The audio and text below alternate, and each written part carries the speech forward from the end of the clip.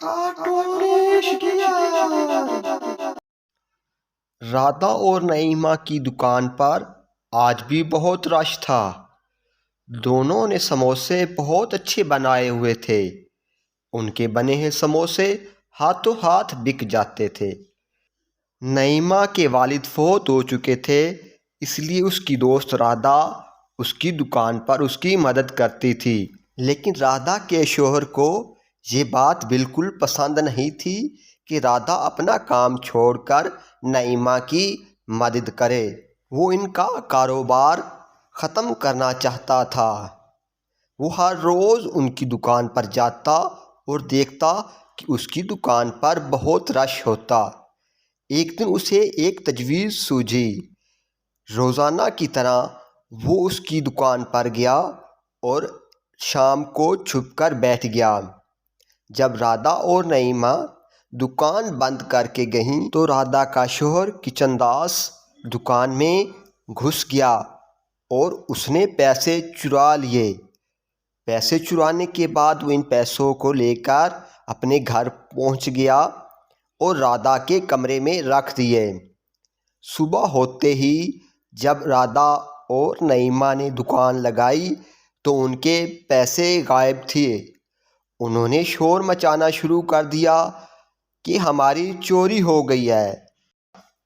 اس نے بھی موقع دیکھتے ہوئے رادا اور نعیمہ سے کہا کہ ہو سکتا ہے کہ آپ میں سے کوئی یہ پیسے لے گیا ہو گھر اور بھول گیا ہو، لیکن دونوں نے نفی میں جواب دیا اور کہا کہ ہم تو ایک پورے ہفتہ بھر کی سیل یہاں رکھ کر گئے تھے، لیکن ہماری رات کو چوری ہو گئی۔ وہاں موجود ایک بزرگ کے کہنے پر دونوں نے اپنے اپنے گھر کی تلاشی لینے کا ارادہ کیا۔ رادا اور نعیمہ پہلے نعیمہ کے گھر پہنچے اور وہاں نعیمہ کے کمرے میں مکمل طور پر دیکھا، لیکن وہاں تو کچھ بھی نہیں تھا۔ اب وہ دونوں اور پریشان تھیں اور چلتے چلتے رادا کے گھر پہنچ گئی۔ جیسے ہی رادا کے کمرے میں داخل ہوئے، سامنے پیسے پڑے تھے۔ دونوں دیکھ کر حیران رہ گئیں۔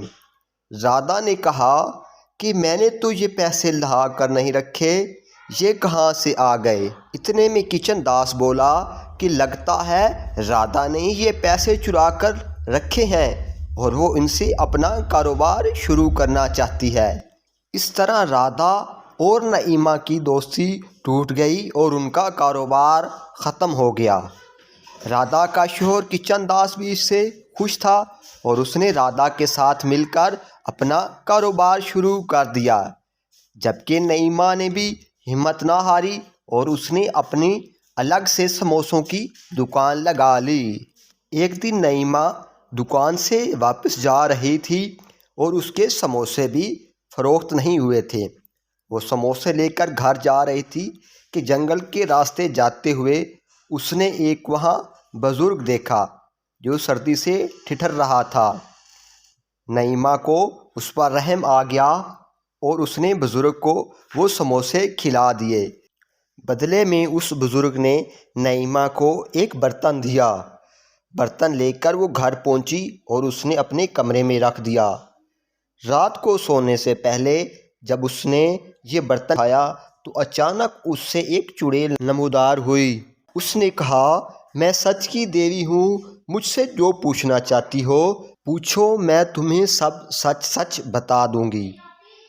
نعیمہ کے ذہن میں فوراً خیال آیا کہ وہ اس سے پوچھے کہ رادا نے کیا واقعی وہ پیسے چرائے تھے؟ چڑیل نے فوراً اس کا جواب دیا کہ نہیں، یہ تو اس کے شوہر کچن داس کی ایک مکاری تھی۔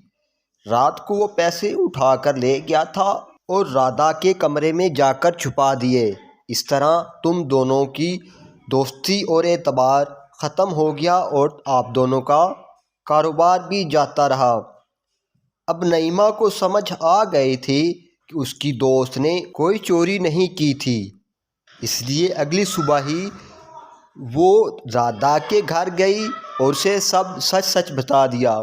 اس طرح رادا کے سامنے اس کے شوہر کی حقیقت کھل گئی اور اس نے اسے گھر سے نکال دیا اور رادا نے پھر سے نعیمہ کے ساتھ مل کر اپنا کاروبار شروع کر دیا۔